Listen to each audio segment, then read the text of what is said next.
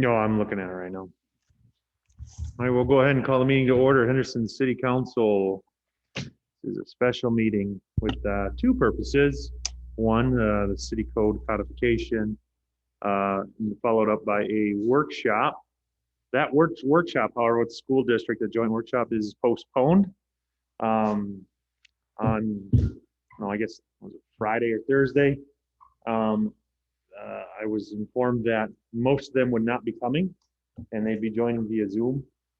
And so I thought that's not a great situation where we could facilitate a real good, productive conversation if they're physically not here. Zoom is a viable alternative, but it's not a superior alternative. And I also suggested that by physically not showing up and having a whole council here and them not being here, that might be sending a message that they are not intending to send. And I don't think they want that either. So that they decided that was probably a good idea, and so it's been postponed. I don't know till when. Their board chair said that no decisions have been made. They will continue their conversations in April, and that's all I got. So, but not coming and physically being here, and everyone just being on Zoom on their end, I just didn't feel was going to be a productive situation for anybody, frankly. So anyway, so we're just going to be doing the codification stuff tonight. I guess you've got two distinct packets. One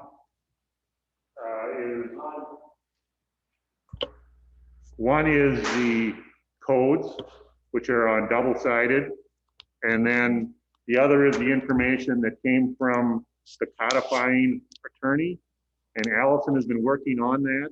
I've got a cover memo with it, and I talked to her today. It says 60 days in this draft information sheet. I talked to her on Friday, and basically we've come up with that we'll extend that 60 days a little bit, but what our plan needs to be here is that we talk about what we're going to talk about tonight, and we will then introduce a codified resolution first reading at our April meeting, and then we'll hold that over until our May meeting, and then the May meeting, the idea is to make whatever is in there final. So when we're putting our responses together in here, we're saying that the new ordinance is going to be effective May 26th, which would be the newspaper publication date, and then that's what we're shooting for, assuming we can get everything passed and you know, however the hearings go or whatever we have. If we got to postpone it, we've got to postpone it. But that's about 70 some days, and the lady is fine with that as long as like that Friday I get her the information before Memorial Day, and she does whatever. So that's kind of how those first couple pages were addressed. And so then what you've got in this first part of the packet, and you kind of got to, and Allison has been working on this for a while, but her notes and comments are on the main part of the ordinance. And if you go through these 91 questions that he or her, or you or I or whoever is supposed to answer, they basically tie to that. And then in addition to those 91 questions, there's like 4 or 5 different samples that the league has suggested that you maybe consider to either add as replacements or language and whatever. And then we've also got some ideas as to how the new structure of this ordinance may work, and those kind of started with this right-of-way discussion that's in here that we don't have. And Allison will explain that when we get to that. But there's also some things in here on nuisances, on dogs and things like that. So I don't know how close any of you guys have looked through them all, but I think the best is maybe just for Allison to start from the beginning and then ask questions as you can. The goal, at least tonight, is to get through those 91 questions and have everybody at a level of comfortability they can be answered well enough. This next sheet of this next sheet that I handed out was the new League of Cities policies and procedures from that last February insurance meeting. If we get to those, fine. If not, if there's just some general framework things here we can talk about, and we can finish those off at a different day. Just see how things go. Okay, so just so we're clear. There's this checklist right here. So this is kind of what we've all got here essentially, right? This right here, this is the 91 questions essentially. 91 questions with some attachments. With some attachments, right? So this is one kind of packet, okay? And then this big stack right here, this is our code right here with your commentary. So, or not on, okay.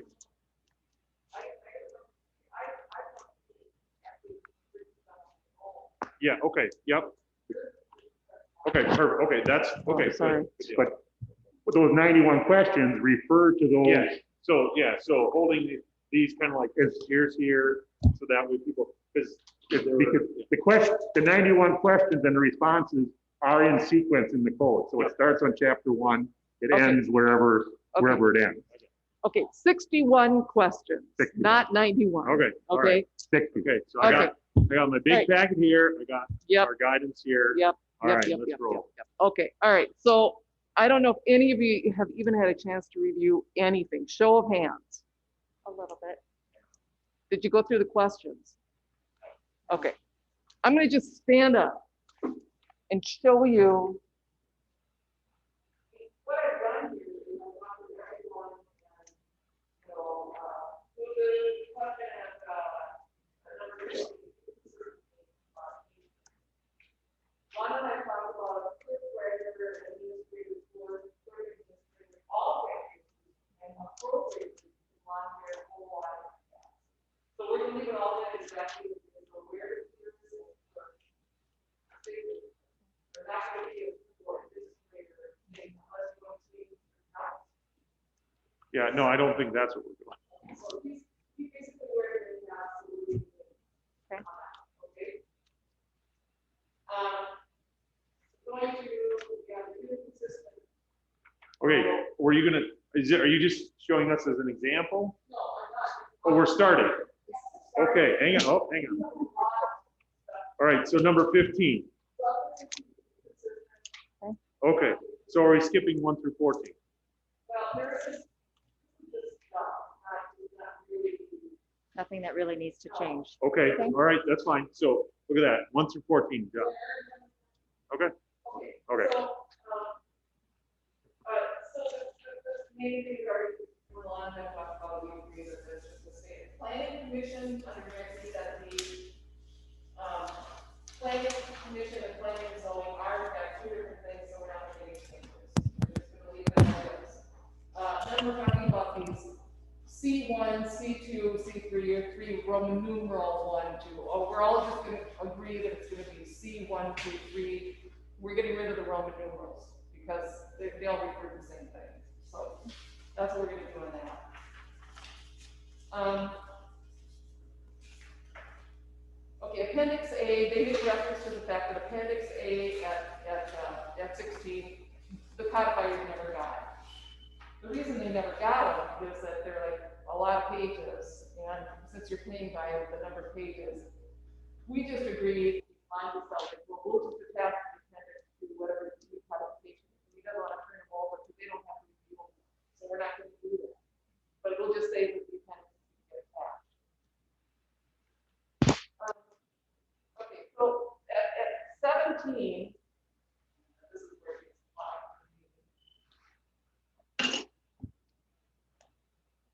17 refers to 207.04.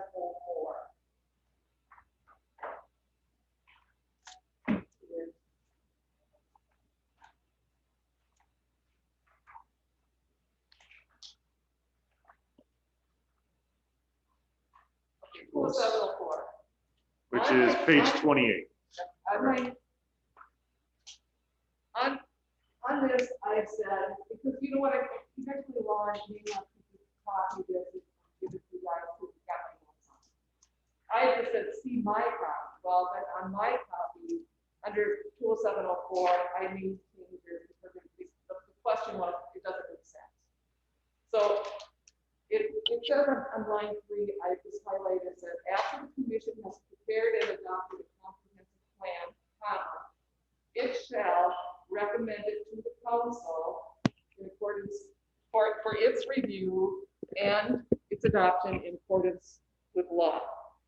Similarly, after such review, it shall recommend to the council any amendments it deems desirable to the capital improvement, blah, blah, blah. Okay, that's the change I've made, and that's the change I would recommend. Okay.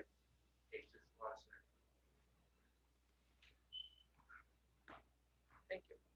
Okay, another thing I've noted that I'll have to get noted on the master copy is that everywhere in this ordinance, the word deems says seems. So every time it says seems, it's gonna have to get changed to deems. And that actually happened in this particular thing. So, and then when I said see my copy, which I just read to you.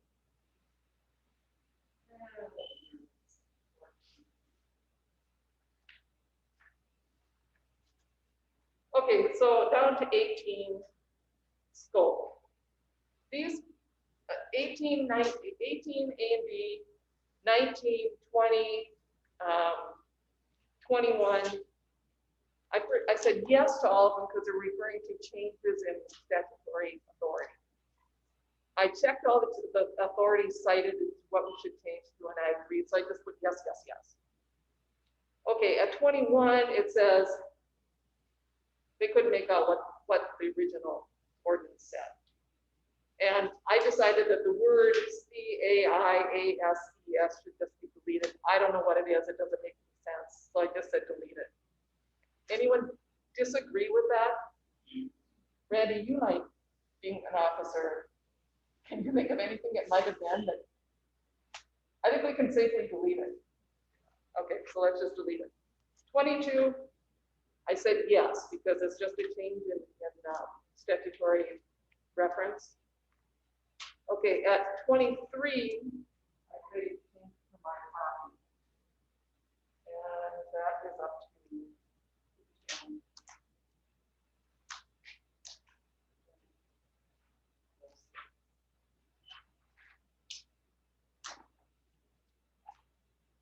Okay, that gets into the police thing.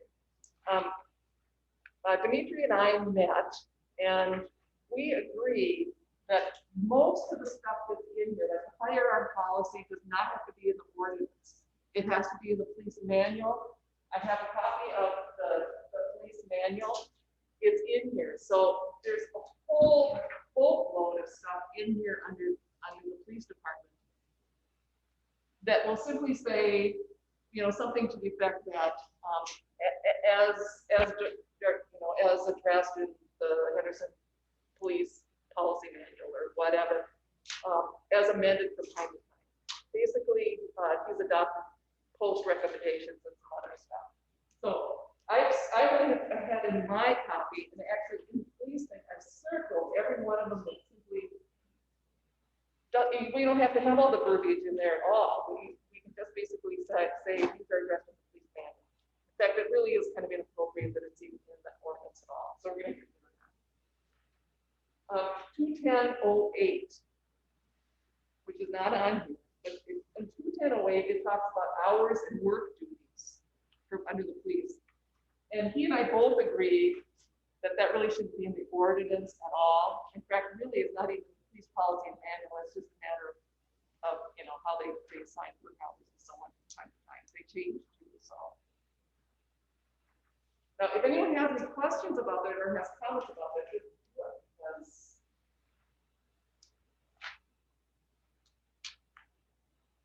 let me know. But when you're saying you're going to, like, when it gets to 210, 11, hot pursuit, 210, 12, emergency run, you're just making that part of the policy. Yes, it's going to be. It is in his policy. Right. And it's basically we can note after each one of the topics, as addressed in the police policy manual. I don't know. I mean, I have to look at the verbiage, but that stuff's coming out because it really should be in the ordinance at all. That's really important topic. basically everything back to 21018 would go away probably. Yeah, 21010.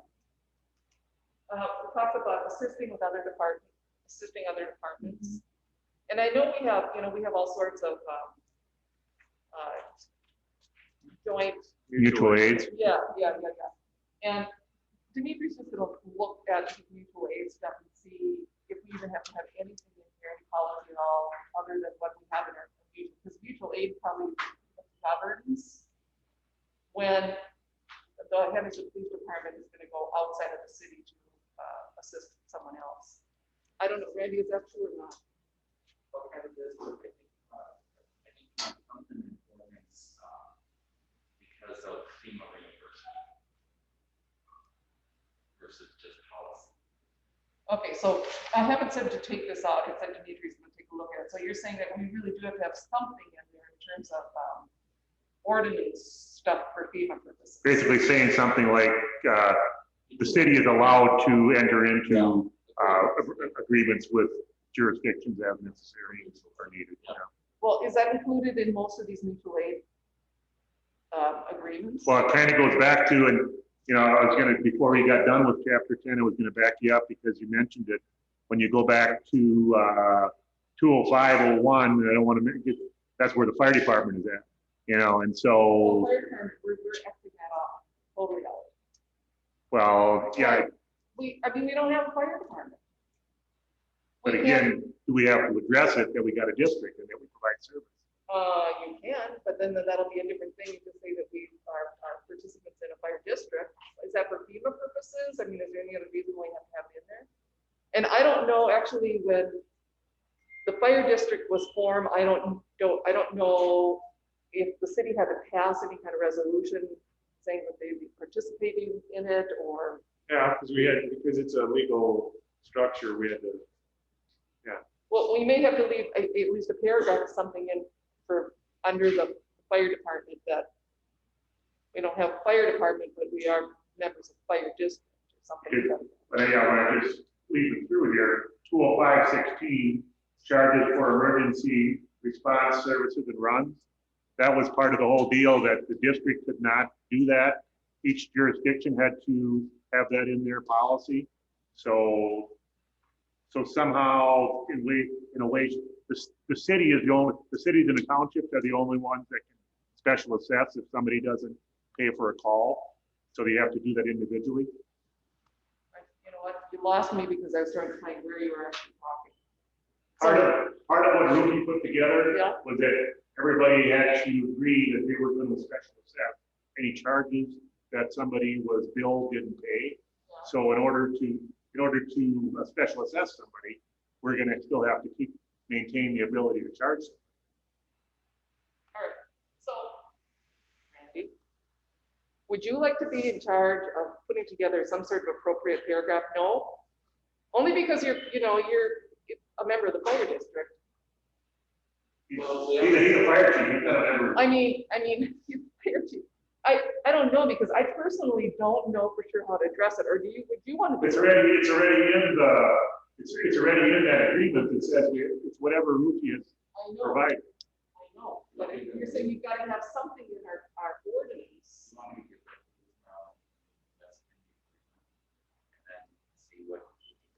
Sure. I don't know. Yeah, because I don't actually have a copy of that. Okay, so moving on.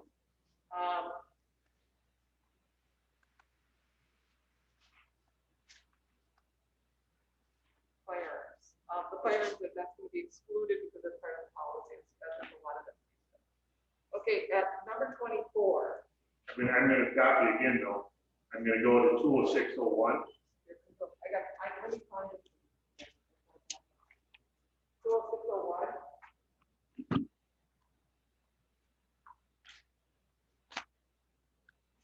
Can you say that? Can you say the page number? Page 25. Thank you. Yeah. Is that technically what we have right now? Say what now? The establishment of a commission? Yes. Well, I don't think so, because I mean, when the city has a fire department, Okay, Oh, I see by my notes under this thing, I have it, my notes that saying, do we need a fire district advisory relationship codified in the ordinance?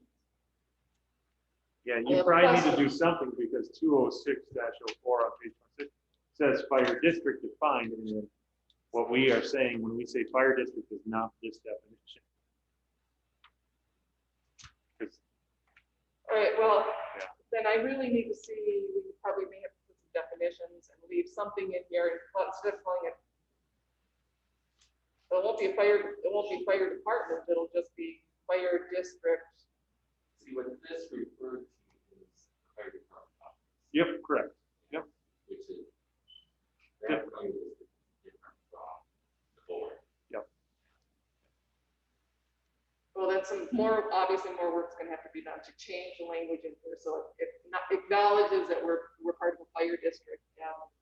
and now, when we're doing this, just in that light, do we do it with the idea we're only dealing with today, or 10, 20, 30, 50 years down the road, what we put in here, would that ever affect if Henderson would go on its own as a fire district again, fire department again? I would say that we want to, repeal the fire district membership and put in a new ordinance. So we for don't the fire department. worry about or have to say or mention anything about being able to do that on our own, or we hope that it's in whatever we codify when we're. Well, I think that forming a new fire department is probably going to require a new ordinance. Because basically you're getting rid of the fire department and now you're part of it. Yeah, no, I agree. There's gonna, if we do ever go back, it's gonna take a lot of work on multiple levels, just like it took a lot of work to get in. So I think we address it as it sits today, and future people who decide to do a different way, they're just gonna have to address it comprehensively that.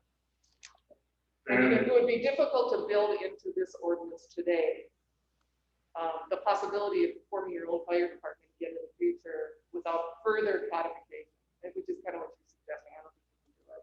Okay, then with that, right now, the city owns the property where the structures and things are on. Do we have to, if we get rid of most of this stuff that relates to the fire department and or district, do we have to at any point acknowledge that? Or indicate that in the ordinance? Well, I mean, I know that the ownership of buildings and so on was addressed in the actual agreement that we reached for the fire district. In the city having entered into it, if you just make mention that I suppose you could say it's incorporated here in by reference. The city's role is incorporated in here by reference to it, and just reference to that.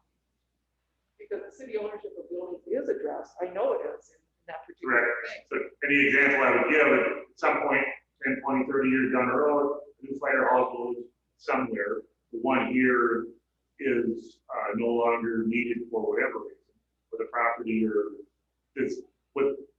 We don't have to, you're saying we don't have to worry about it being anywhere in ordinance at all, that property would, just because it's city property, would automatically come back. Well, I think that city property is governed right now by whatever's in that fire district agreement. I think it says that in the agreement right now. Yeah, so if that's what it says, that's what it says. Okay. I don't think it would have to be in our ordinance, but it might make sense to reference and incorporate by reference the fire district agreement, and maybe even include it in our. In that little, in Yeah. that attachment. Yeah, say that they can get the whole thing by whatever. That's fine. So, okay, any more questions in the fire district? Or any more comments? No, if we're not done with chapter 2, I do have one more end up on the police stuff. On the police stuff? Right. We'll go ahead. I haven't done a whole lot of work in it yet, but the current emails that are coming out from the league relate to making sure everybody's in compliance with FLSA and overtime and I see some of that pay stuff is referenced in here, and I, at this point, I don't know the answer, and more asking the question that, when you say, I see there's part-time references and who is administering and all that kind of stuff. That is apparently addressed, but it's addressed under Federal Labor Standards Act as to how many hours people can work and deal with and do. I mean, in this, where we reference part-time and hours and times like that, and you say we're going to get rid of it, do we just reference the Federal Labor Standards Act and that's it? I mean, Dimitri feels it's within his purview to dole out the number of hours or what's going to be, It may administratively be in the chief's purview to make schedule, but it's not in anybody's purview to either add to, abuse, go out, go above, or over and above what might be in Federal Labor Standards Act setup. So I mean that you're automatically in compliance or need to be in compliance with that. So I don't know necessarily how that matches into administering or managing hours or workload of the police department. was that? Page 56, Page what? 56, 56.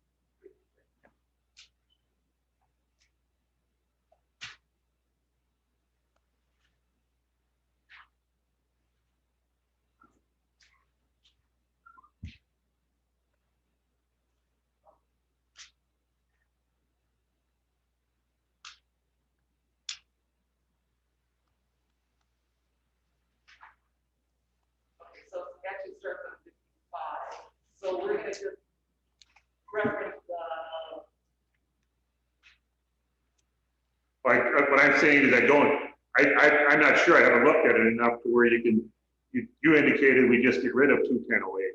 I don't know, we may still need something in 2108 that references. it has to be consistent with, a minimum it has to be consistent with the fair labor standards. It's, Okay. yeah, Okay, I can talk to Dimitri about that.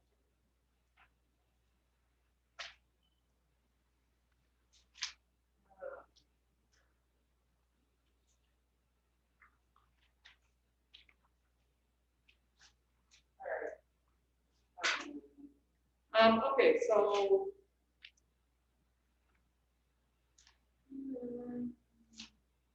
Where are we, guys? 24. 24. Lead elimination. 8 changes on my. Can you just take my word for it? Yep. That I made a change that makes sense, because the problem is it didn't make any sense, or it wasn't grammatically correct. I did make the sense with this one, and I went over it, so I've already made that change.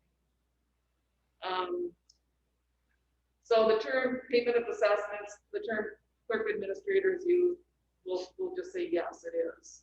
That's correct, because he wears a whole lot of different hats. So it'll just be clerk administrator. and I guess when Allison asked me that, just to be clear, my response, that was that at this point, I have some statutory duties as clerk treasurer, but administrator duties are basically total self-appoint that is governed by what's in here. So at any point, the city council could decide somebody else is going to do the clerk duties, somebody else is going to do the treasurer's duties, somebody's going to do the administrator's duties, or whatever. It's just a matter of statutorily, there are certain things that a city treasurer has to do and certain things that a city clerk has to do. They don't have to be full-time. They can be any level. They can be volunteers. They can be anything. But it just, those two terms, the treasurer each year has to get the financial statement to the city council and publish the budget by December 31st. That's the treasurer's job. The clerk has to take minutes for meetings and do whatever. That's the clerk's job. The administrator is not anything statutorily anywhere, so so if throughout here, you can give the administrator duties, but at some point, if you don't have an administrator, then those duties, every time where it says that in here, if you go through it, where if at some point you don't have an administrator, those duties go directly to the city council until you appoint somewhere else. Okay, 26, the sliding. They said, oh, they didn't like it. It was Lana and I went over that under the winter weeks, the sliding hills open. I think it's fine. I said don't change it. Okay, for 27. Okay, I said my copy.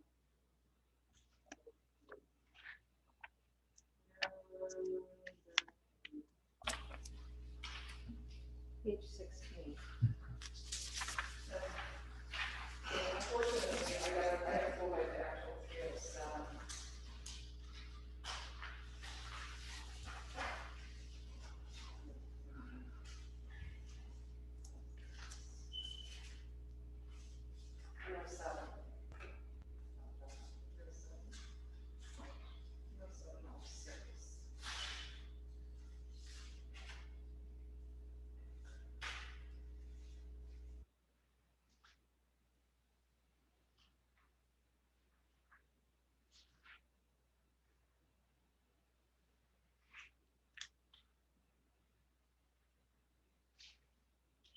Okay, I changed it there.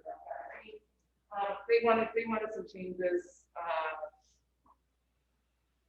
If you're on 17 and you're at F, what it now will read is, I'm gonna have to take my word for it. If after hearing, the panel concludes that a violation has occurred, it shall prepare an order which may contain any provision deemed desirable to do justice to the complainant, or to prevent further violations, period.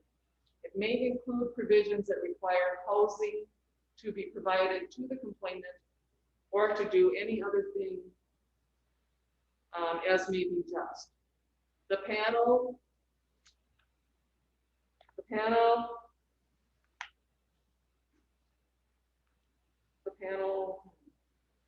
shall make, the panel's proposed findings of fact and order shall be served on the respondent and the complainant by mail, and shall become the final findings of fact and order of the panel on of said proposed findings of order. The panel shall revoke or amend the order, period. So that's how I modified. You'll just, I mean, it makes sense compared to what it said. It was crazy. It didn't make any sense. And if you guys have any other comments on this, I would say, as long as we're not changing the spirit of the intent. You're happy with whatever I do? We don't. Yes, I don't think there's any Yeah, legal I mean, I really want to here. get to. I want to get to the parts where there's going to be some. Yeah, if there's differences change of of opinion. enforcement or intent or something like that, that's, I think, where we're interested. But grammatical changes, Yeah, okay. we can blow through those. Okay, so at 28, 29, and 30, I just answered yes because they all refer to just changing the statutory references. The same with 31, I just said yes. 32, I said yes. 33, I said yes. The running at large prohibition. Right now, the Henderson City Ordinance does say that dogs, basically it's a leash law. It says that you have the right, your dog has to be on a leash and under your control. The dog thing that was in your packet that was, one that this codifier sent to us, basically says dogs have to be on leash, or they have to be under the control, the voice control of their owner in the same manner that a leash would control the dog. So I know Henderson has been pretty, I mean, the leash law is pretty much not enforced here. Based on my experience, I see a lot of dogs that are loose. A lot of owners walk their dogs off leash. So it's really up to the council to decide what they want to do with this space. Do they want all dogs on leashes? So right now, your ordinance says dogs have to be on leash and under the control of their owner. So that's something that, you know, you guys are gonna have to talk about and we'll decide which one we're gonna adopt. So right here where this is animals, it says 15 at the top. This is the codifier's recommendation. No, No. no, there's a separate document so like you gave those other documents, don't you? You should, I would think you're talking about 50302, right? Page 14? Yeah, that's what she's talking about. And this one that says animals at the top, this is 91.02. So that's why I was assuming this was the, Same thing. no, this is the.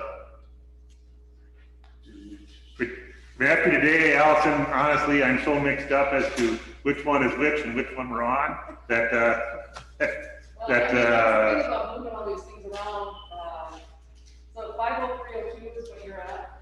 well, Yeah. I think 50302 is what we gotta decide if we're gonna keep this as the language, or if we're gonna put some different language in. Yeah. Because 50302 that we've got on these things is what's actually, what the codifier has. Well, yeah, so from a council standpoint, again, sticking with kind of the intent, right? Yes, leash law, I can't think of a scenario in which I've heard a leash thing being enforced. Even though I know it says you gotta do it. This isn't our current language though, because I thought our current language said either on a leash or under. This is what's here. Yeah, that's what the codifier has got. This is their recommendation. Yeah. This page is- That's what I'm saying, the one that I gave you the other day was out of the code that I've got that said or. Right, So what but does this the doesn't current say ordinance or. It's the one that I presented the last time that I pulled off of, not off of the Henderson website, but the one that was on, that's in our city code that I have here in the office, says or. Really? Yes. But this one says and. This one says and then the one back here you said says and.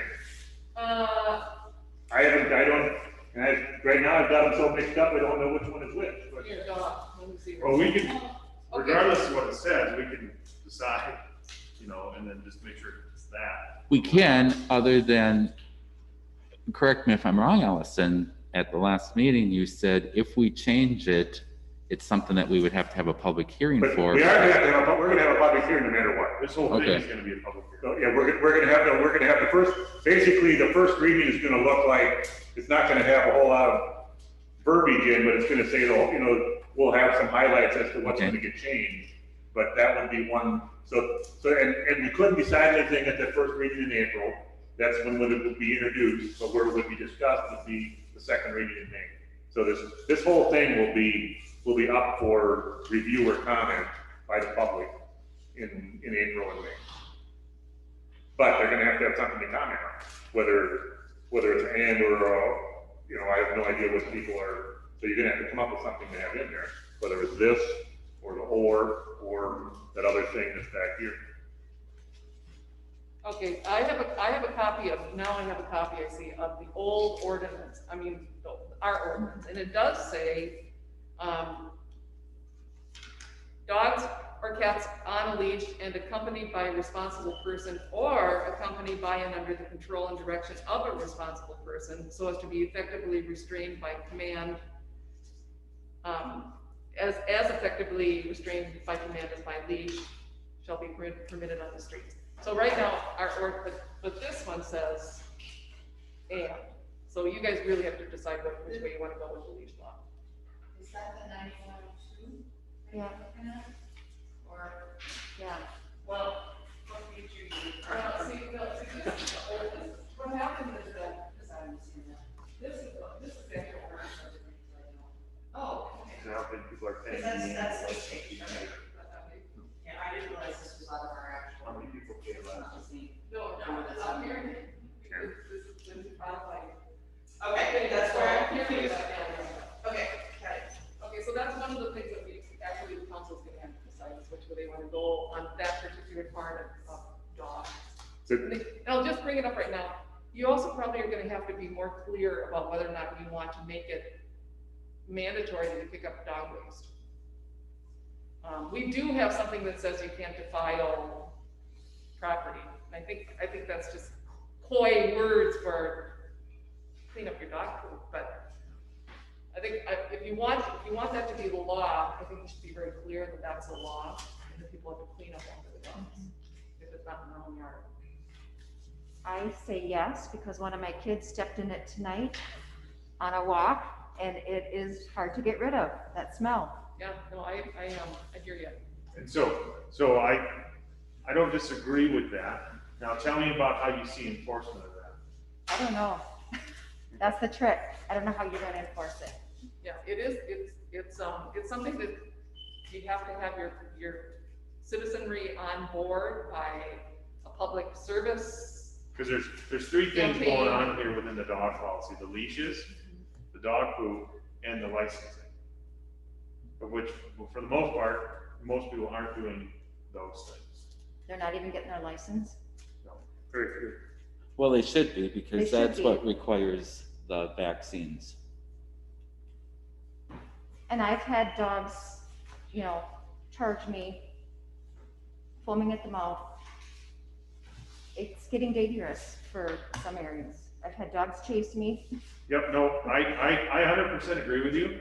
I wanted to hear your guys' thoughts around enforcement of any one of these three. Because I agree with you, it's super uncomfortable going around town on a walk, which we're a super walkable community. And people with their dogs just are less than, they're doing things in a way that makes people who are walking very uncomfortable, I guess is right the way to say it. And if we're gonna be a tourist town and want visitors to come here, we do not want dog poop all over our main street. Nor do we want it covering the levee. No, because a lot of people use it. Well, okay, so look, these are things that will have to be resolved via the council's determination about how they count. Yep, Including enforcement, what are you gonna do? Right. yeah, and so that's what I'm asking. I'm just, do we have a consensus on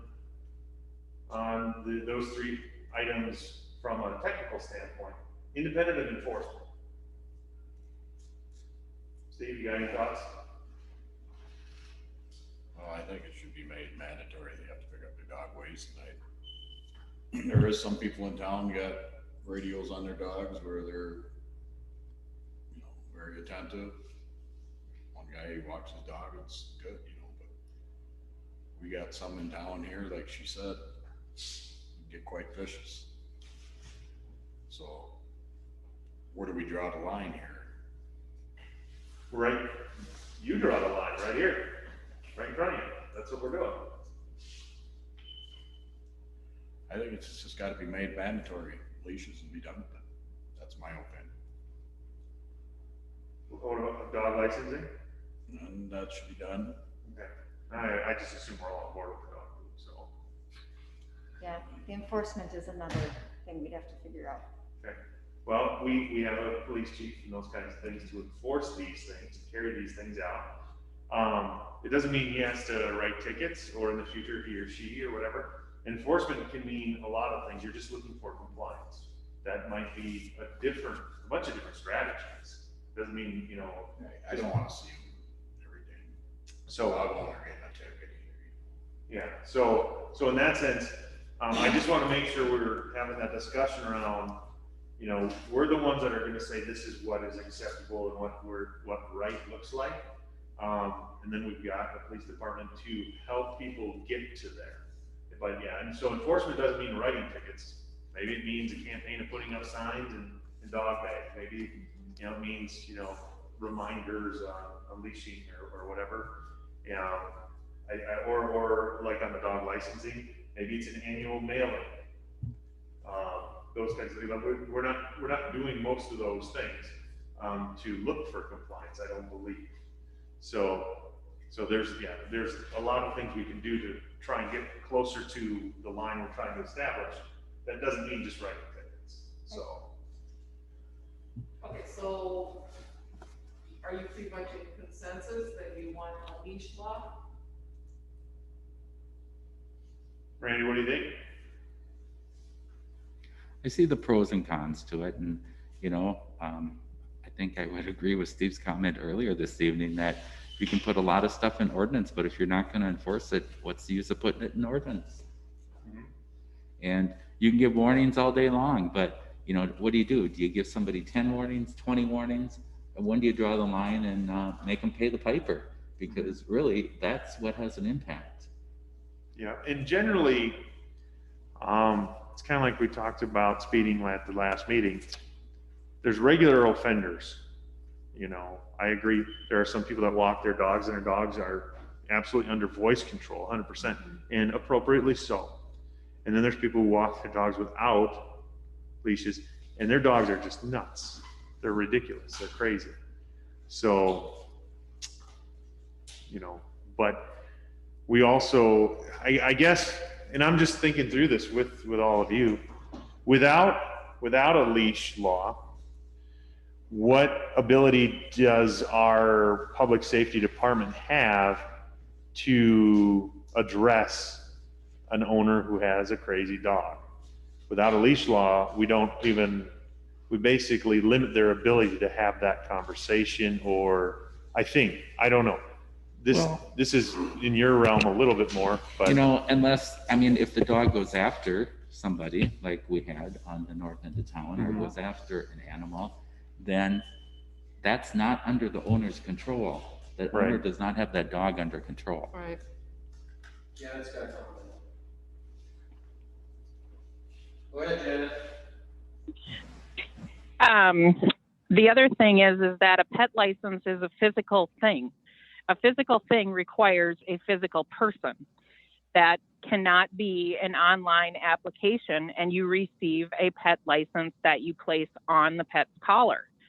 So therein lies, we need someone to man the city office, which is off subject, but if you're going to spend this much time talking about it, if it's going to be enforced, there has to be people that are going to hand out the pet tags and take the $10. okay. The address I'll have to that is how it was supposed to have been done in the past is you basically get your lifetime tag, and then we've got a program that rolls you're supposed to get a mailing. If there's 100 dog license people, they're supposed to get an annual mailing, and they pay that also. They can pay that $10 online or wherever they get it. And that's when they send in their rabies, and they send in all of your other types of things. So that's how it was supposed to have been done. The last 2 years, it has not been done that way. I mean, nobody's followed up on doing the licenses and doing whatever. I mean, I've got a list of probably 105 to 115 pet license holders that I could send out reminders to today. All of those people in theory should have a dog tag, and it should be numbered anywhere from 1 to 250 or 60 something. And so that the only time you get a dog tag is when you're a new dog person in town. You just renew your existing tag, and you just basically get a stamp to roll it over. So in order to do, it's not like every year that we get 150 dog tags in. We haven't done that for at least 20, maybe 25 years. We've basically just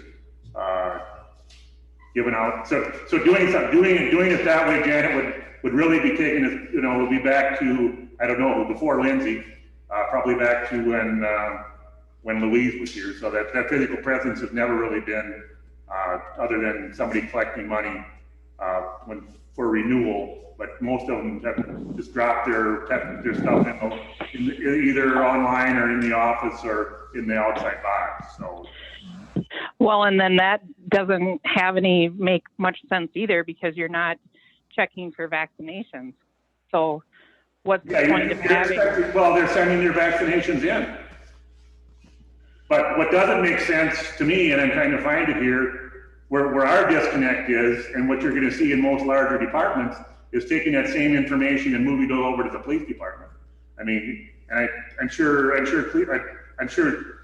To me, how it should work is that this process should be all within one, and it should all be under the police department's setup, to where they have the licenses, they know who's got the licenses, they know who's got the insurance, and they just roll it all through. I agree with that, because Sleepy Eye did it the same way. When you got a dog license, you had to go up to the Sleepy Eye Police Department. To me, that's who knows, the police department then knows who's got the dogs. It doesn't do any good for, even if you got somebody in the office, 60 hours a week, it doesn't do any good for them to know who's got a dog, because they're not gonna, there's nobody here in the office gonna go out and chase the dog down anyway. Yeah, no, that makes sense to have that under the police department, because that's who's gonna wanna know. If there's a dog loose or whatever, that's who you call. So, I like that. That's good. I like our online system though. I mean, and I can tell you how I do it where I work, is they pay at City Hall. We have a yearly thing, but we give a yearly tag also. Then March 15th of every year, I get a list of every single dog owner that has not renewed. I physically make contact with those people and say, do you still have this dog? Did the dog die? Did you sell it? What did you do with the dog? If you've got it, you have 10 days to go in and apply and get your license. Okay. Which if the police department was doing it, they could do the same thing. I mean, they just have to, they check their own little box as to whether somebody paid or not. And if there's 15 of them that didn't, they go out and See those people. and see if they did or not. Just, at this point, maybe we've got that much stuff for our police department to do, but I don't know. I mean, I'm hearing, here people are worried about too much office time or doing whatever anyway. I mean, what would be the difference if this was part of what their task was? I think it'd be fine. Yeah, I think it sounds like a pretty solid system. Basically what you're saying makes sense. The only change I would do is not do an annual tag on the basis of don't really need to, It's easy to mail out a little, 15-cent tag to a new owner, and you maybe do 10 of those or whatever. But I mean, and you can email documentation fairly easily these days. You take a picture with your phone and text it or whatnot. But no, I think that's good. I think that's good. So what I would do is go to page 42. I'm 42 reading within that the over police department? In the police department. So- I'm reading that now to see if we go that route, if we gotta do something here. What ordinance number is that one? It would be 209.29.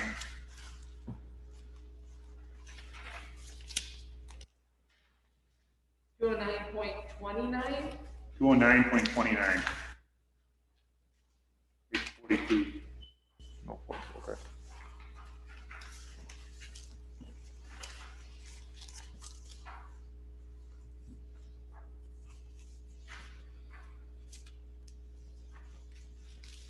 Well, do we need to put it there or just put it in the actual dog portion that the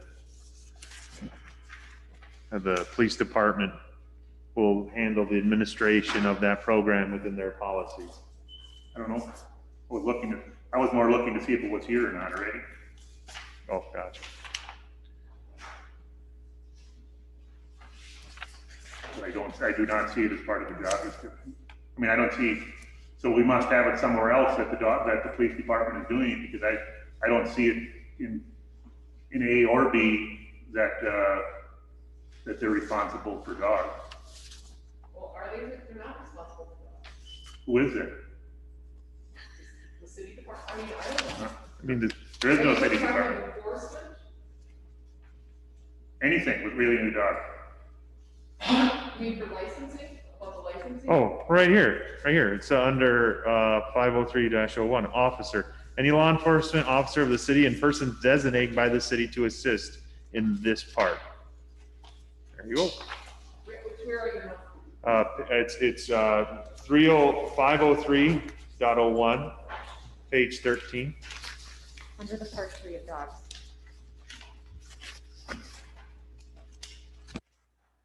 So, and then the only thing you would change is and replace clerk with officer in this section.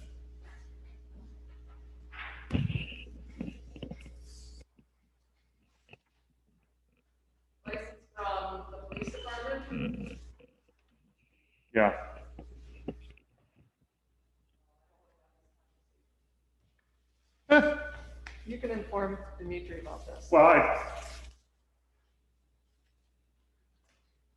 Well, it's gonna fall to them one way or the other. And it sounds like to me Cleveland's doing a good job. So, Well, Cleveland, Randy's not out collecting the money.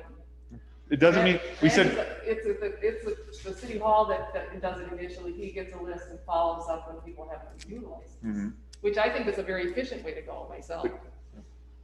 It's a hybrid, but yeah. but most of ours in the past have even been collected online or as part of a water bill. People will pay us as part of their online water bill payment system, and then we get that's how they pay for the dog licenses. 30%. But And- there's only and- been and 12 of at them, that so it's time, only they 3 or also 4. send in all their vaccination. No, we don't necessarily, I've never gotten a bill, I am licensed. Right, we haven't sent a bill out for 2 years, Yeah, so nobody has got a bill. So, But that's how it would have been done in the past. okay, good enough. Yeah, that has not been sent out as far as I know. For sure since Dimitri's been here, and I doubt even since Carol's been How here. much is the license? $5 is what it's in here right Oh, now. yeah, no, it says that here, and it just didn't have to change.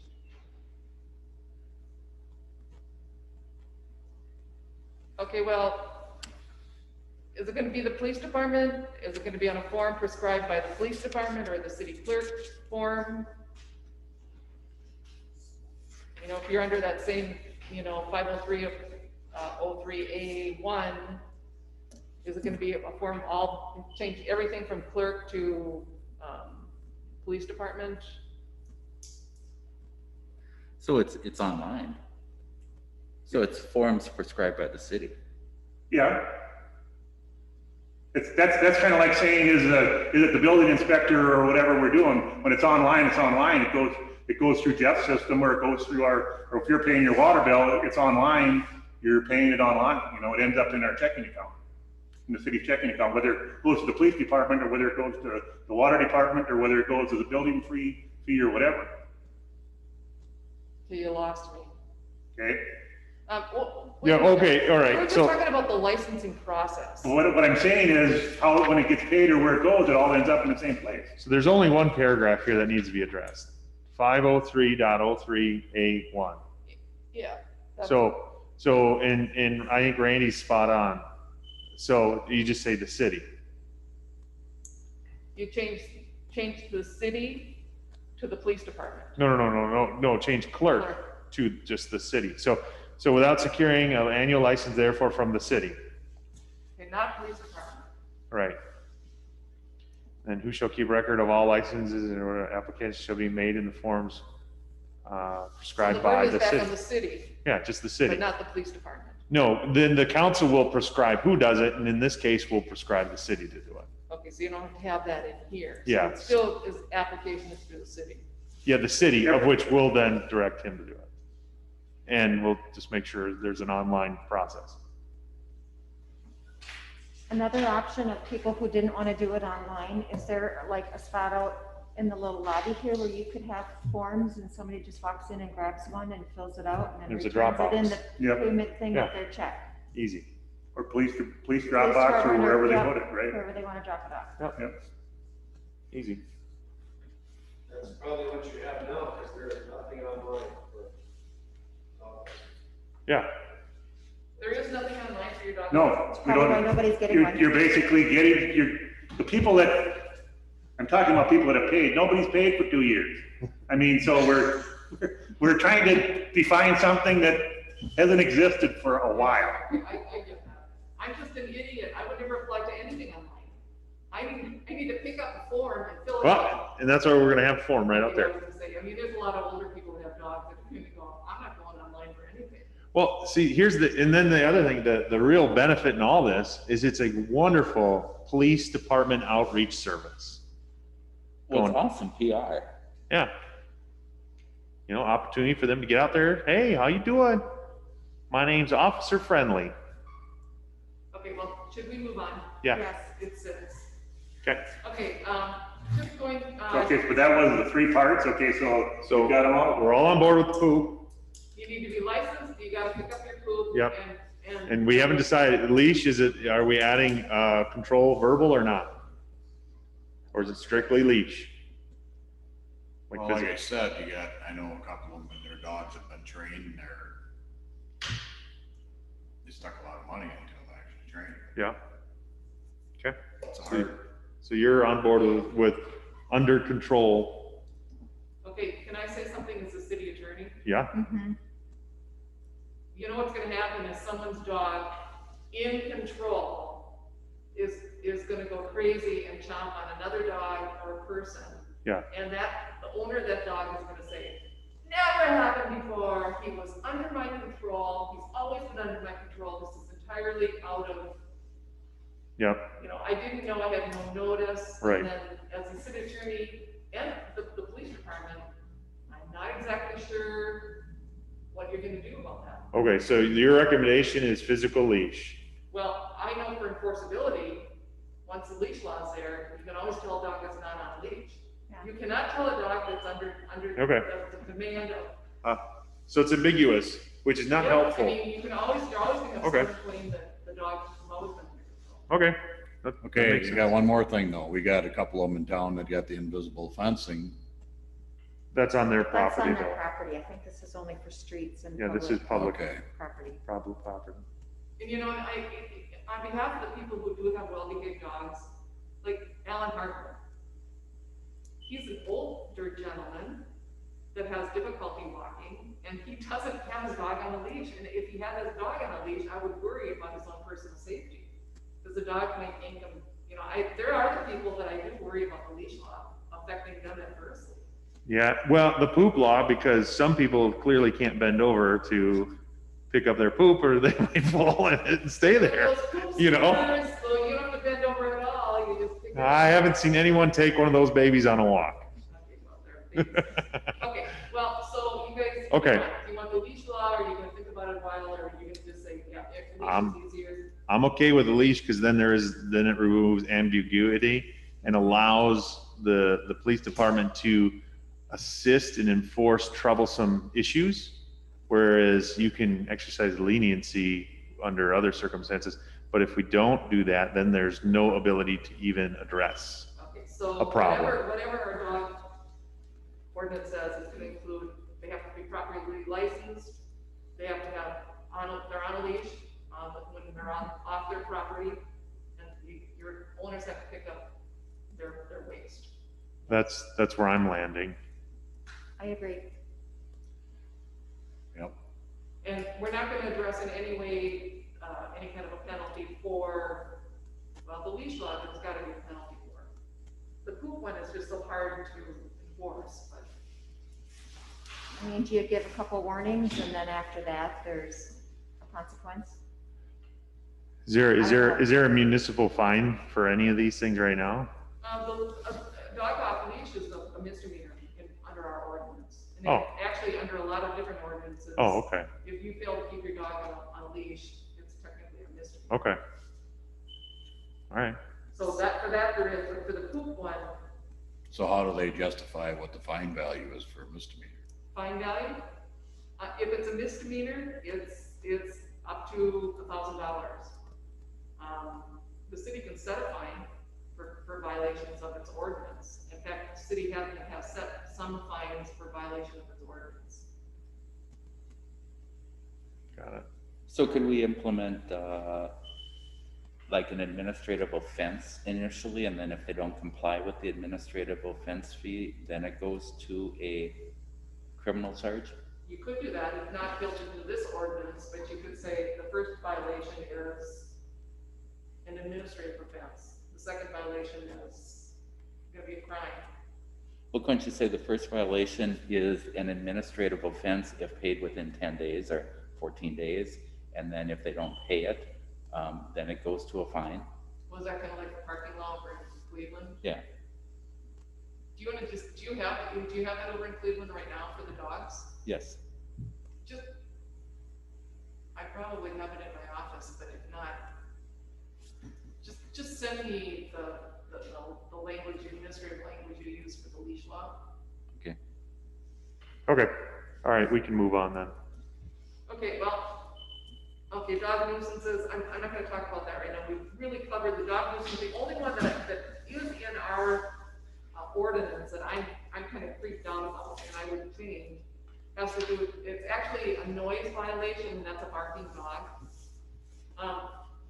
The noise, there's a noise, under the nuisance proposed, the copies that the codifier sent us, there's a section in here for,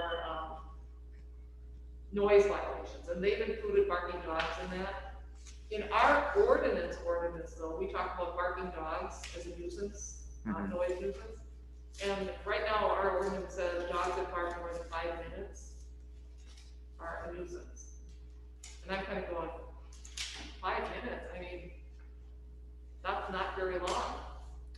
Yeah, how enforceable is that anyway?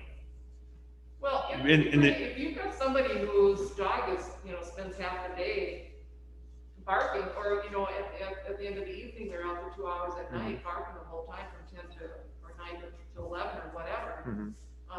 It's pretty enforceable because, an officer can just go to the neighborhood and if they hear the dog, someone's gonna call it in. No, but what remedies does the officer have available to them in a barking dog? It's basically a nuisance violation, so it's a misdemeanor. Okay. So again, punishable by 90 days in jail and a fine of up to $1,000. Neither of which happens for that kind of nuisance, but Right. they're going to get fined. Got it. And after a while, the fines get to be prohibitively expensive if the same violation occurs over and over. Okay. Okay, so with that said, let's go to 36. This is another case where 36, 37, 38, 39, 40 all have to do with citations, and then the fact that they want to change the citations to the appropriate one. I just said yes, yes, yes, change all of those. The same with 41, 42, 43. Okay, at 44, those are again, I just answered yes, go ahead and change them. Okay, at 44. I gotta stop on, when you go to chapter 6, and I would say we're on page 5 of that, 601, somewhere in that vicinity. Chapter 6? Chapter 6. We have not had, since, if we're, and I think you looked at that wine stuff, I've had at least one, potentially 2 different people express interest in applying for a on-sale wine license. And track it down So here. Six? Which number are you on? I'm looking to see, I don't know. 60103.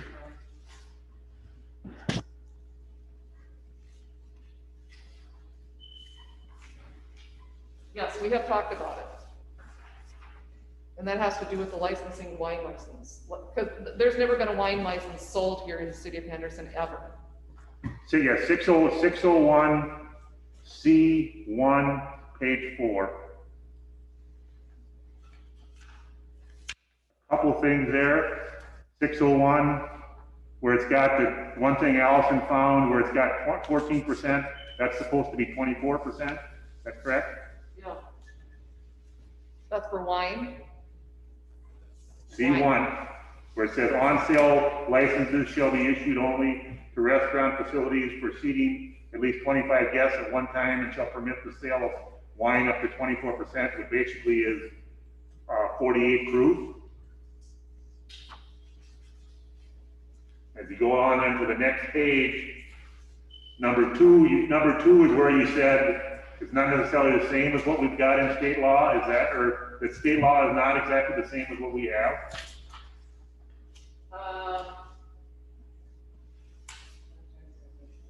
601.03, number 2.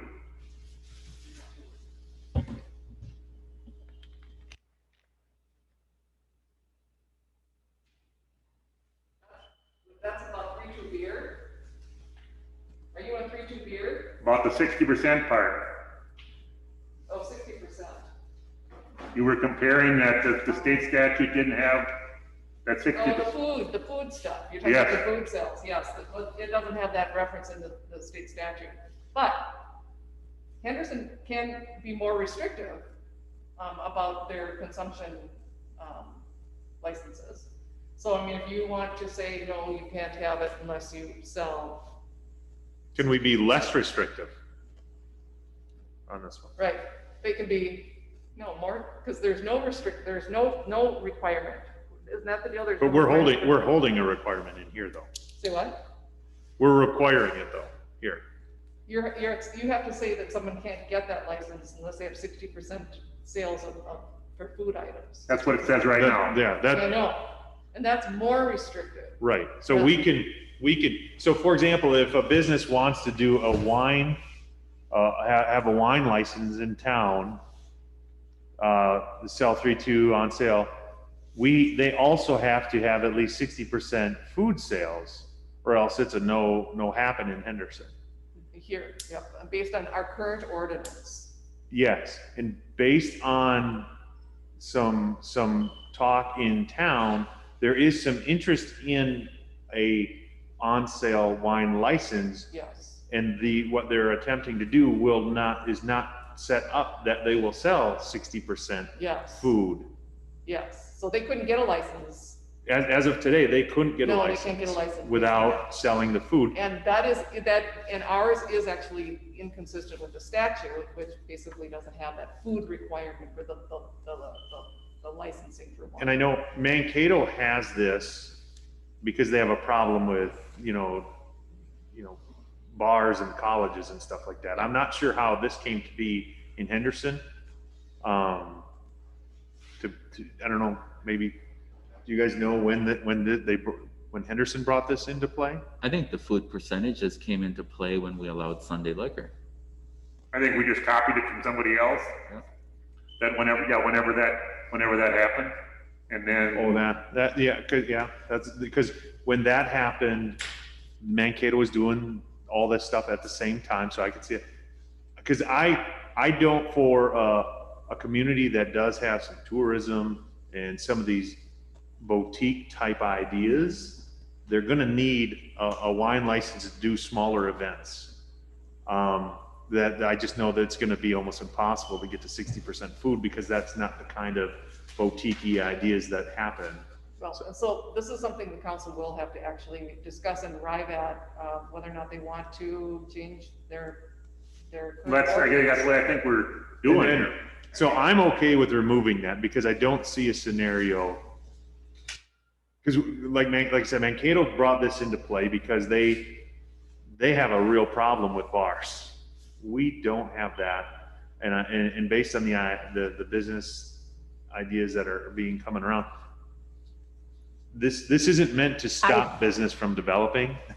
This is supposed to stop irresponsibility from businesses that have no control over what they're doing, and I don't think we have that. I just don't know that this is.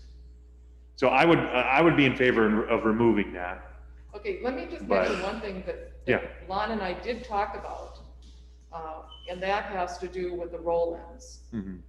I think Lon voiced some concern that right now people are leasing space in the parking lots of wherever, and they're setting up a shop right there. And if they obtain a wine license to sell during the roll-ins, they don't have any brick and mortar. They're not attached to a brick and mortar. The person that holds a license is in Good Be Nice's bar, but they're using their parking lot or someone else's parking lot. And so should we be requiring someone who applies for a wine license to have it for a certain location, which is a brick and mortar location? Like the verbiage, I think that's a great call out on that.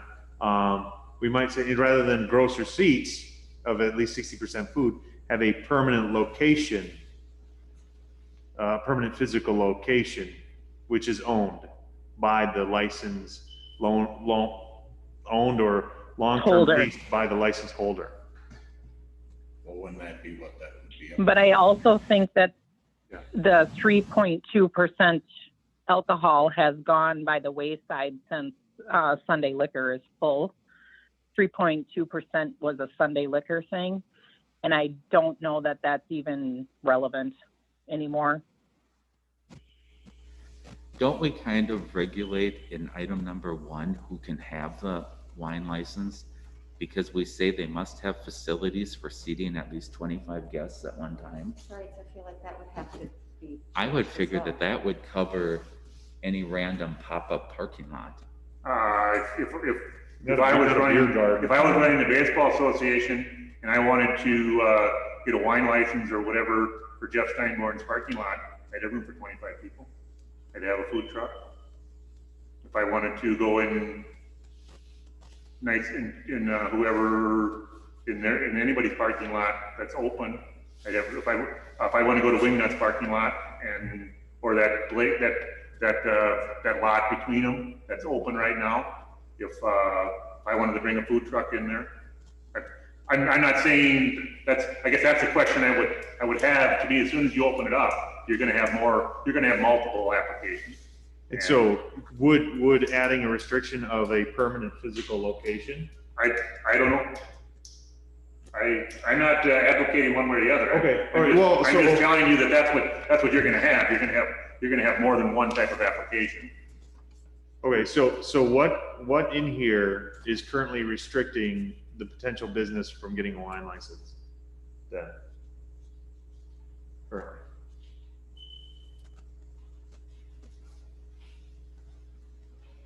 I would say under the seating. impression something in here was. Right. The food thing may, because Percent food. if the 60% food, Or the other thing that Lon and I talked about too is, we don't know what a wine license will cost. And one thing that would make it, a whole lot of people think twice is if you. can go- $1,000, Huh? just like the other ones. Well, like. That would do it. You can go up to you only can charge, $1,000. the maximum you can charge is a half, so. $1,000. Yeah, right now you could charge $1,000. So you could say you can have a wine license, you gotta have a permanent location, and you're gonna pay $1,000 for it. That might discourage the casual pop-ups here and there. You know, the 3-2 is what, $50? Right. And as Janet correctly pointed out, not too many people are looking for 3-2 licenses either. The thing though, what becomes irrelevant here, and you can't necessarily read it in going through all this, maybe you can if you read through.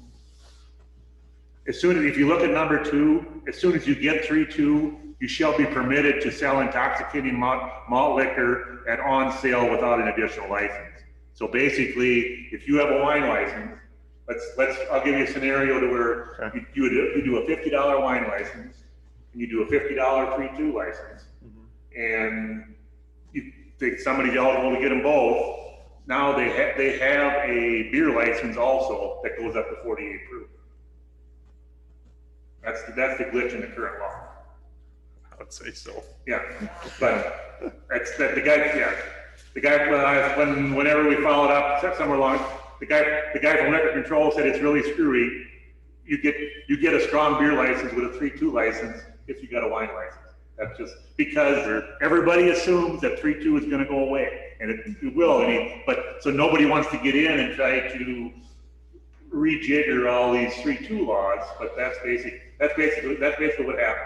You know, so the dollar amount that you charge is going to be, to me, the big deal. Yeah, and that's what you and I talked about, is that once they get both a wine license and a 3-2 beer, they're in like Flynn. They can just sell hard liquor then without paying the $2,000 for a liquor license.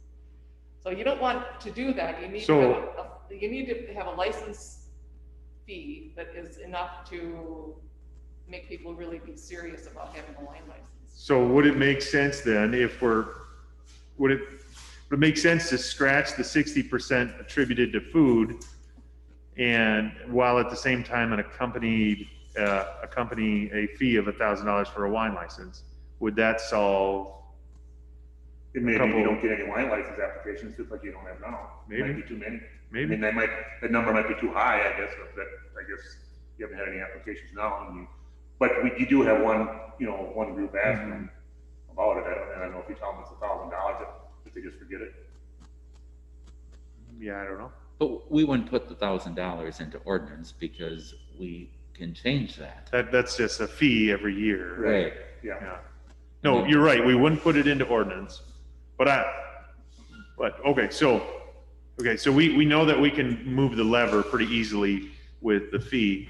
What do you think about the 60% food then, on its own? I'd say 10%. 10%? Food. 60% is too high. Yeah, I'm sure we So if they're selling, they can sell chips or something like gotta that. have at least some carbohydrated Yeah. bread with that Yes. stuff. Kilo crackers. Okay, Are you suggesting Wine and 10% cheese. instead of 60%? that's what I'm hearing. Okay, what about permanent establishment? You've got to have a brick and mortar to get a wine license? I think that's important to me. Yes. I love supporting Henderson for people who are invested in it. So, I'm fine with that too. And then, you have to carry dram shop insurance too now, this year alcohol. You gotta have dram shop insurance, you gotta have workers' comp insurance. You've got, it's, you know, for somebody to apply, you gotta get your buyer's card. I mean, so it's not, you're not gonna fall off a turnip truck and just Start. get it. I mean, you've gotta have some other criteria that's got, so you do have to seriously think about what you're doing. Okay. But you also, so, okay, if you go that route, we just then tell potential applicants, fill out an application, and we'll figure out the fee when we get the application. well, that's what I wouldn't mind discussing the fee now. Well, I think it should be a fee that's set annually by the council. And, But you know, if this is gonna be approved before summer, right. and if someone Well, I think it applies, should be the same. what's that? You know, a liquor license is a liquor license. You know, if they're gonna get other things, you know, within the wine, I just think Do you have a across the number in board, it's the mind? Same price. Oh, the same. So it's Same price. $1,000, which is the maximum we could charge. Is it right? Is that what you're suggesting is 1,000 then, Janet? Now, is that gonna be seasonal or just? Oh, it'd be- Well, yes, I mean, whatever the council, you know, this year we, you know, waived the fee a bit. So, I mean, whatever the fee is what should be paid yearly So, for any alcohol license.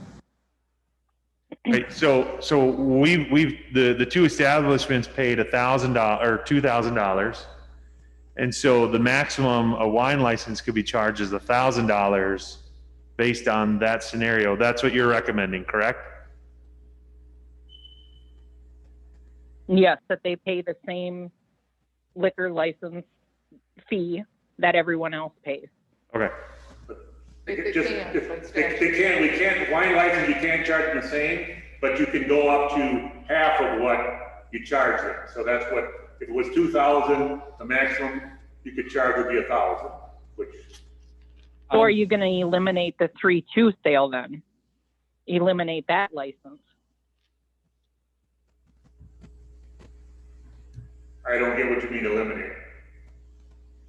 Well, because if you just said, if you buy the wine license and the 3-2 license, you're getting a full liquor license for, For on sale and wine, you Right. get bar.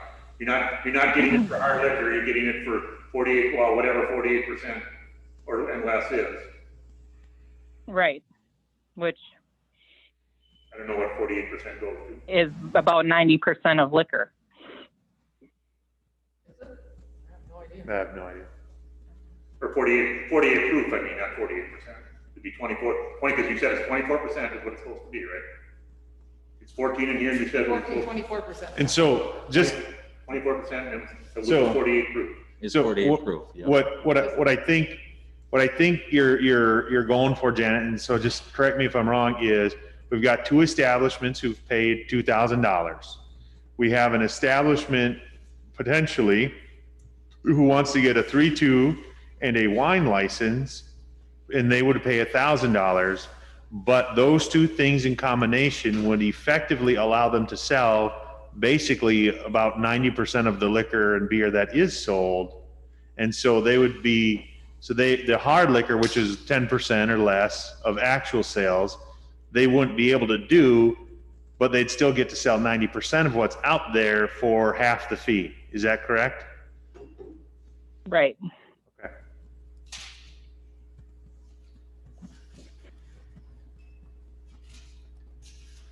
So anyway, oh, okay. And then what you're saying, so if we eliminate the 3-2 you're saying just sell just a wine license, or eliminate that altogether and just say liquor license is what you're But suggesting. I don't know if you can do that. Oh, okay. All Which right. I actually think the 3-2 sales has really, that's kind of a non-existent thing anymore, because grocery stores can apply for liquor license, anybody can, because it's all liquor sold 7 days a week, full. 3-2 used to be a Sunday liquor special thing, and it's not anymore. Since there's Sunday liquor, it's strong, 7 days a week. So as far as 3-2 licensing goes, I mean, not even the Sauerkraut committee gets 3-2 license anymore. But 3-2 licenses, but 3-2 licenses do exist. They're on, and the only people that use them are people with wine licenses. And the reason they use them is because state statute allows them, those same people then now, to sell beer up to 48%. That's what the current law is. Right, which is why I think we need to get rid of it, or just have one price. And if you can't charge the same price, then charge $1 less for a wine license. So why couldn't we say $1,000 for a wine license, and if you want a 3-2 license, that's $1,000 too? Then they would be paying the exact same that any other establishment paid.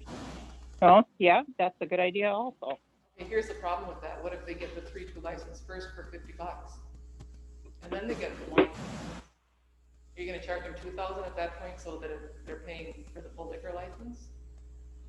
So if they get the 3-2 license, we He's would. saying up to, right now, a fee for 3-2 license is $50. Yeah. Up that fee to $1,000. Okay, so you're saying that the 3-2 also Yep. brings it up. And then they would be paying the same. So when they get their licenses, they're gonna get 2 licenses, they're gonna get a 3-2 license. So even if they get a 3-2 license first, it's gonna be for $1,000. It's gonna be $1,000, and then it's And gonna. since nobody gets them, it doesn't really affect anybody. 'Cause But nobody isn't this gets thing gonna be a seasonal thing? I mean, they're not gonna be open 12 months out. Well, yeah, but yes, I think you're right, but I think so then if you're in that scenario, playing that out, say I'm this new business and I buy this, and then I might as well get a full liquor license for $2,000. Right? Yeah, I mean, the Yeah. incentive would be there to just say, well, what the heck? Right? And then if I do that, now all of a sudden we've wiped out the ability to actually have a full-on new establishment in town, because there's only 3 full liquor licenses allowed in town. I thought there were 5. 4. 4? Okay. We could say, they could though just apply for the wine license and not go after the 3-2 license. Okay. And Now, just have a winery. and no one's applied for a 3-2 at all, right? By itself? The baseball did, but that was it. I mean, we haven't. So we would eliminate we would eliminate possible future nonprofits then from, If you check $1,000. yeah, so that would wipe out nonprofits' ability to sell 3-2. Well, another possibility would be to say, if you're only getting a wine license and you never, ever, you have to agree, you have to sign something that says you won't seek any other kind of license, and then you get a cheaper license. Yeah. I Or if suppose you could it's- simply agree not to ever get anything else if this is only a wine license, this is all we're ever gonna get. And if we do ask for something more, we'll pay $2,000. Or if it's only for 6 months, could we have the option of prorating it? Of what? Of prorating it. So if it's a seasonal thing, yeah, you can have a license for 6 months. It won't cost you the $1,000, it'll cost you $500. I don't think I'm gonna see too many people out there when it's 30 with whole drink of wine. No, I don't think so either.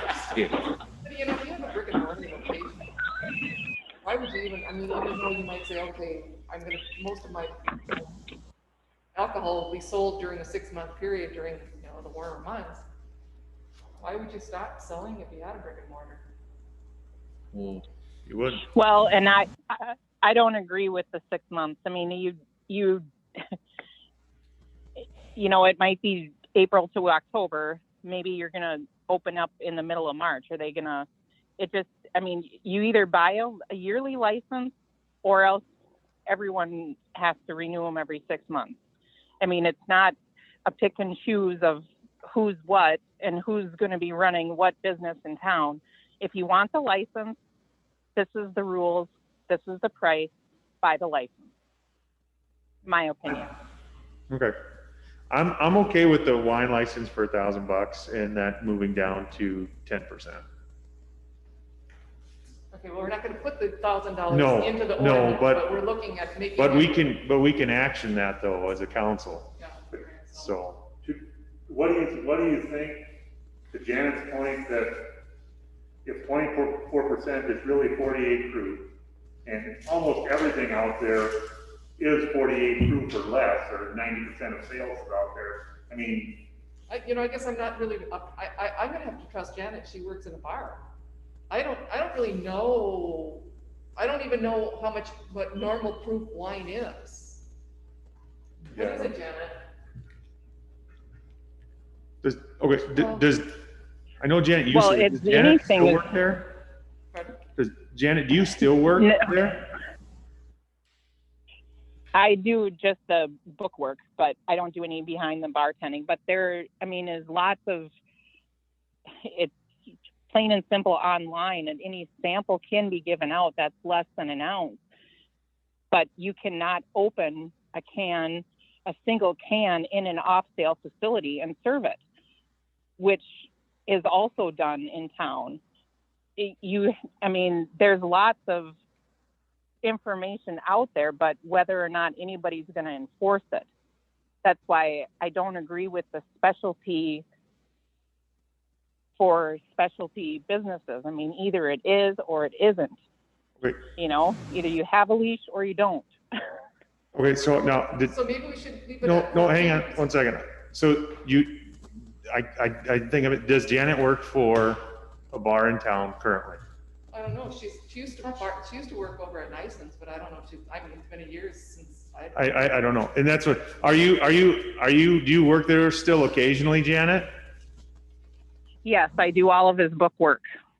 Okay, so in that sense, and this is just a recommendation, I'd be very careful about what you're saying, because you might be in a serious conflict of interest situation here from a competitive open market standpoint, having those two roles, both as a council member discussing liquor license and competition, and someone who's doing books for one of the businesses who might be impacted by this decision or not potentially. I'm not saying they would be, but just, I would say tread lightly. I don't feel there's anything competitive about it. It's just that rules are rules. If you're going to have a wine license, you know, have a wine license. It just doesn't have to be this difficult. It you know, you don't. Does anybody else get a 6-month license?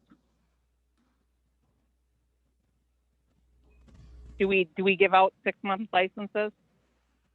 we have not, city has not, it gives out. No. So why is it being discussed is what I don't understand, you know? That's what I don't understand. It was just an option brought forward, that's it. So, looking on Google or whatever. yeah, unfortified wines are anywhere from 5.5 to 16% with an average of 11.6% alcohol. Fortified wines range from 15.5 to 25% ABV, whatever that is, with an average of 18%. So your highest alcohol content is 25%, which I'm a wine drinker. I don't see wines that high very often. So we should leave it at 14% then. I don't know, maybe there was maybe you thought it was a typo, maybe it wasn't a typo. Because I don't know anything about alcohol. That's how we drink it. okay, so I'm okay with Janet's thoughts on not doing a seasonal one, just to kind of keep it clean.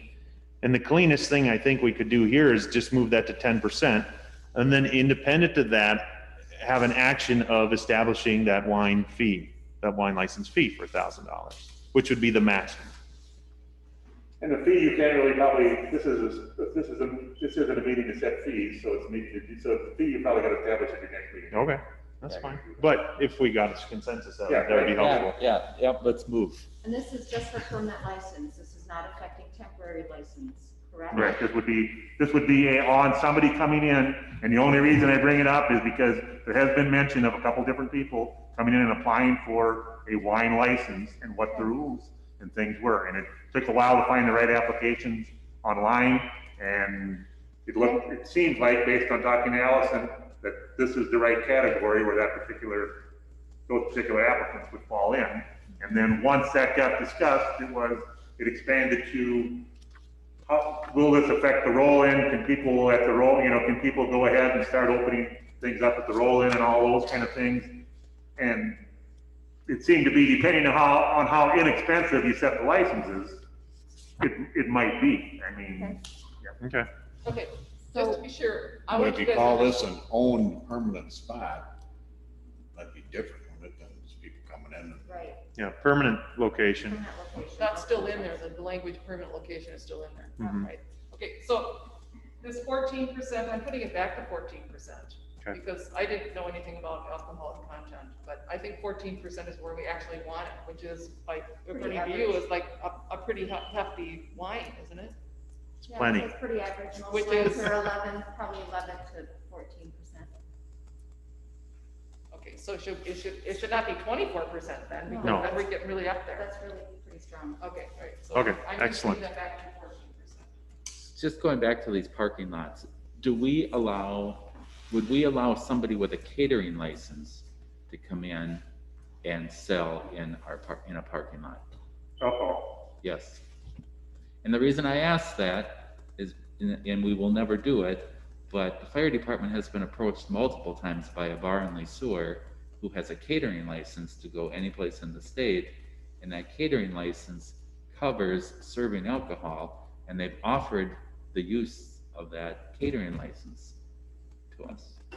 Do we have control over that if who's issuing the catering license, the state? Yeah. So do we have control over alcohol sales from that license? I don't, that's kind of what I'm Yes, asking. okay, we do. pretty sure you do. So they would just have to buy 2 licenses, one from the state and then wherever jurisdiction they're in. I think, I don't think you can just drive around in somebody's parking lot and sell beer just because you got a catering license. Okay. Well, did you say that they would borrow the license to you? They can't borrow a license either. You have a license. Well, they would supply an employee, so they'll it would be show under, up and use under their their license license, yeah. on your property. Yep. You can do nonprofits, and during local designated festivals, you can make yourself mobile. So during sauerkraut days, yes, any of our bars that are licensed here can go to a public space and they can basically transfer their license over there. So some of these scenarios may work like for a one-time setup, but you can't, like if the roll-in is 14 weeks, you can't do it the fire department couldn't do it every 14 weeks. So there is another free nonprofit license that nonprofits can apply to for up to 10 events a year to sell whatever they want to sell. Sauerkraut Days group does that right now, to where when they haven't went through us now for a couple of years. Of course, it didn't last year, but the year before that either, because they took advantage of that relatively new in the last 10 years or so, set up to where you can do up to 10 events per year is what a city is allowed to do. So the fire department, the fire commission or fire district would have to apply for one of these nonprofit opportunities to have liquor sold on their premises. They could do it through them, or they could do it through Charlie's, or they could do it through anybody or they could do it on their own up to, but the city's only got 10 days a year to use that. So you can't do it for every roll-in. No, but I'm just saying, if the fire department wanted to do that, apparently you can just as a nonprofit. Well, we don't. I'm more concerned about some other group doing it. Mhm. As far as the Sauerkraut Days group does it already. And I don't care that they do it. Yeah, and the Lions Club they do that, if they do a 3-2 temporary license for an event. Those are the 2 vendors, and then the Baseball Association had got an annual license, for working in Evolution parking lot, but Baseball Association is not doing that this year. But, assuming the rolling goes on, someone is going to want to find a way to capitalize on that opportunity. And somebody could, a nonprofit could do that up to a certain amount of events a year, but you have to identify those events, when they are, where they are, and give them to state liquor control a certain amount of things. I think that probably, caused more questions than one answered, but, For sure.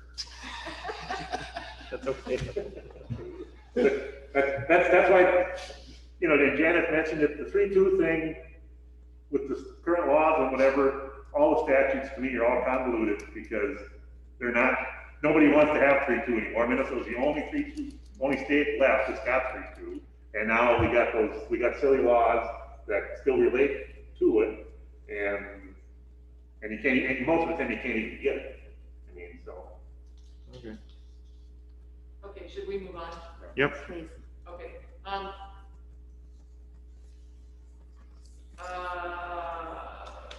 getting back to, so you're leaving your number at 14% and you're changing 2 to 10%. Yes, Okay. And permanent location. and permanent location. So 10% food has to be there, can't just strictly be wine.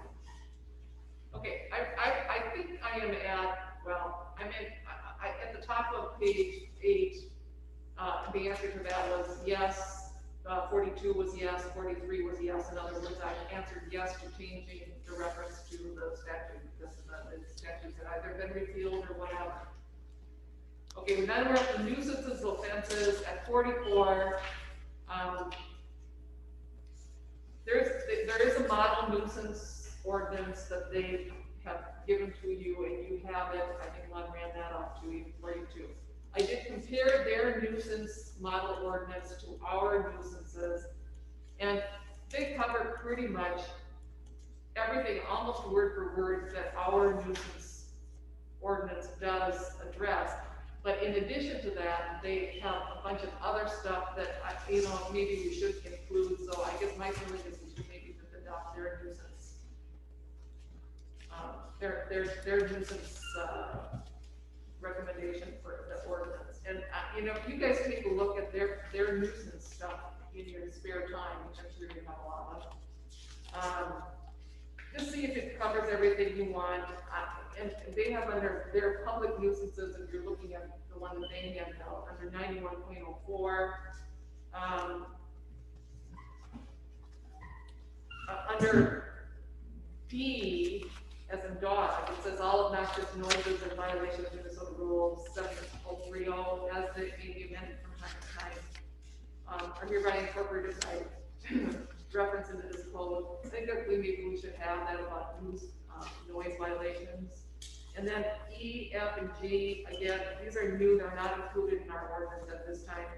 But, you know, I think it might make sense to throw those in as well. And the rest of the stuff is all there. There's a slight change on, under noises prohibited, we have radios, phonographs, paging systems on page, I don't know what page it is. That changes the hours of the day in which you can play things loud. You know, I'm okay with that. So there's not, you know, under hours restricted for hourly restricted for certain operations. In this model code, they have under W, reflective glare or light with private exterior lighting exceeding 0.5 foot candles as measured on the property line of the property where the lighting is located when abutting any residential parcel, and 1 foot candle when abutting any commercial industrial parcel. You know, light pollution has become a problem. I don't know if it's a problem here in Henderson. We don't have anything about that here in our ordinance now. You may want to think about whether or not you want to add it. It is in their proposed one. So, I mean, I compared these. There's some stuff that's new and not in our ordinance. A large part of it is already in our ordinance. So, I guess my recommendation is go with a more comprehensive one, but it's up to the council to decide by comparison whether or not they want to throw in some additional stuff. Okay. Okay, let's go to 46, use of weapons. They recommended to getting rid of offensive titles such as Oriental, throwing stars. I say get rid of ninja stars too and just go with throwing stars, and that's what I recommend. Curfew, under 47. I looked at our city's curfew for minors, and I looked at the model one that they sent us, and your city curfew ordinance is terrible. It's just so hard to read. It's just not comprehensible. The one that they sent us, I did read it. It really covers almost exactly the same stuff. It's just so much more precise and readable. I would definitely adopt that and not stay with ours. 48, the sign regulation. I did make a change already. It should read signs other than those otherwise permitted in the following cases and under the following conditions. So I made that change and I'm going to recommend it. Just add other than instead of in addition to. 49, I said yes. 50, that was the flood fringe district. Lon was going to look into that because I don't know anything about that. So in 50, non-conforming uses. I made changes on my copy. Can you just trust me that I tried to clean up the language? Mostly because the statute now says more than 1 year, and we used up to 12 months. So I just changed everything to more than 1 year instead of up to 12 months. That's the language. Okay. 52. Section. Lana and I realized that the section they were referring to was actually section 909.05, I think is what we had decided. So we've changed that already. And 53, the same thing that for some reason it said section 9-9, it should have been 909.09. So we're going to change that on the copy so those references are taken care of. Public library, annexation, electric distribution. I like, Lon, you don't even want to open this can of worms about the whole, okay, I talked to the League of Cities, and the initial question I had was, we have some really old annexation ordinances where we annex property. They're old. And the question Lon raised at one point was, well, do we even need them in our ordinance anymore? You know, this property has been part of the city for 30 years. So I posed the question to the league, and they said, historically, you do have to have it in because you have to have that historical reference. And they said that you can do this by what's called a table of special ordinances, where then you can list out all your annexations and attach it to your ordinance by reference, but you're not putting it into your ordinance word for word. So this is just a table of annexations that you could use. You're going to list the ordinance number, you're going to list the date it was enacted, and you're going to show the land that was annexed, the legal description of the land. And that's all you have to do. But there are other things that we can throw in there. Lana and I talked about some things having to do with the public library. We could add franchise agreements. We can get them out of the ordinance because we do have franchise agreements that are actually taking up ordinance space. We can throw them into this table of ordinances, special ordinances, and then by reference they're incorporated, but you're not throwing the whole body of the thing into the ordinance. So the electric distribution system we put into this table of special ordinances. The annexation, the public library. So there were a number of things that we just said, let's throw in. I think Lon just said maybe the trees, the natural gas system, we could just throw all that stuff in. And then on that page, on the next page, from 57 down to 61, where it says, should we do so, I said, yes, there's all the way down, because I already checked, and they are correct for statutory references. So that takes us to the end. So if you want to address that table of special. Yeah, I think what you're going to see then when you see the the next rendition of this would be to take, because what's also in here, one thing we don't have, and that came up even at our last meeting, is that whole right-of-way ordinance. So apparently, that's getting to be way more of a big deal. And now with GPS and where you can see stuff and do whatever, you basically need to have a bunch of those things attached to your insurance policy.